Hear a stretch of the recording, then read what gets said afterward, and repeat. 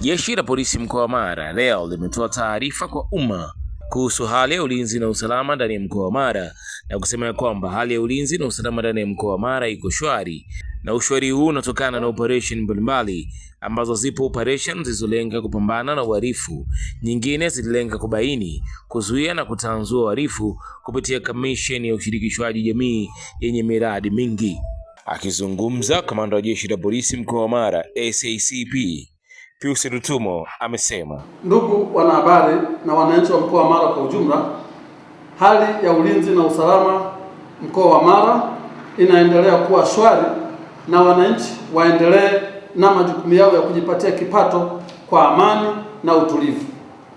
Jeshi la polisi mkoa wa Mara linapenda kutoa taarifa kwa umma juu ya mafanikio yaliyopatikana kwa kipindi cha mwezi mmoja, yaani Juni na Julai 2026 katika nyanja za ukamataji, upelelezi, lakini pia katika nyanja ya utoaji ushahidi mahakamani.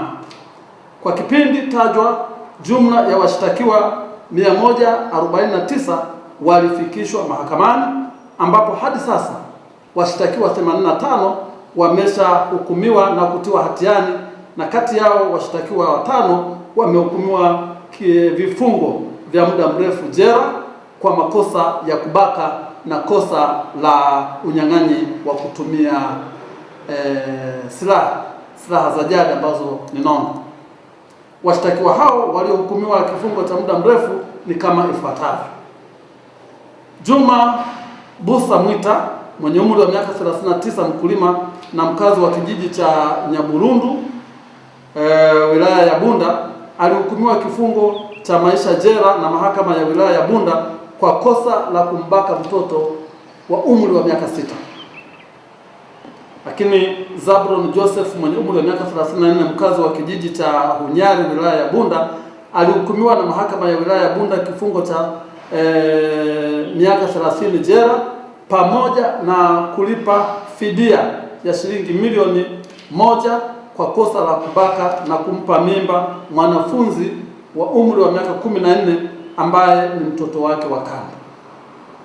Lakini pia wapo washtakiwa watatu: Marwa Chacha Mangera mwenye umri wa miaka 25, Obenga Matiko Yason naye ana umri wa miaka 25, na Tinga Peter Makima mwenye umri wa miaka 31, wote wakazi wa Butiama mkoa wa Mara.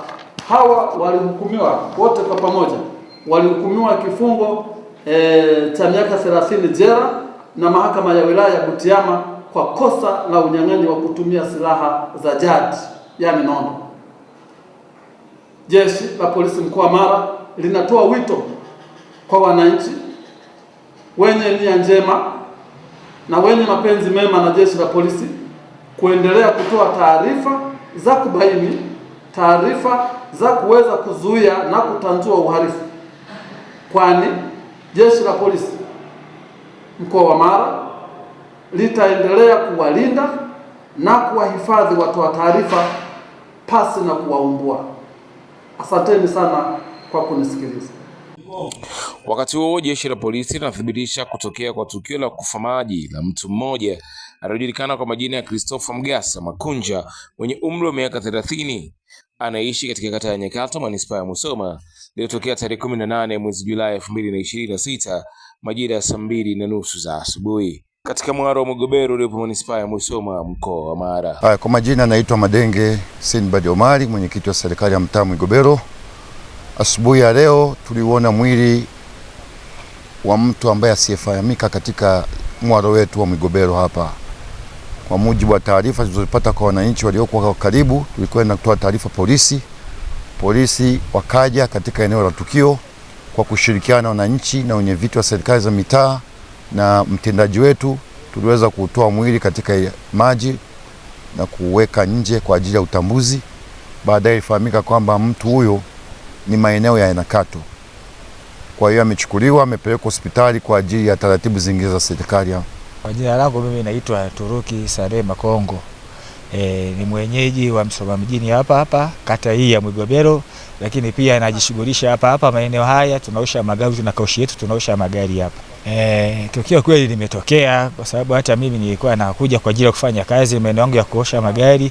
Baada ya kufika hapa nakuta watu wamejaa huku wakiangalia kwenye maji, wakisema kuna mtu yuko majini kazamia kwenye maji. Sasa baada ya kuwa kumefika watu wengi hapa, basi na mafando walipofika hapa, huyu mtu alifahamika kwa kwamba huyu alifia kwenye maji alikuwa akili zake haziko sio sawa, sio sahihi, akili zake ziko kidogo na mapungufu kidogo. Shabani Hussein ni mkazi wa hapa sana, ni mwosha magari na kazi ndogo za kusafirisha abiria wanaoenda Vizingani.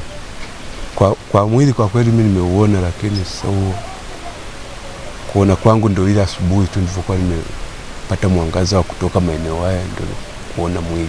Asante kwa kuendelea kuichagua Yegowasu TV, sauti ya jamii.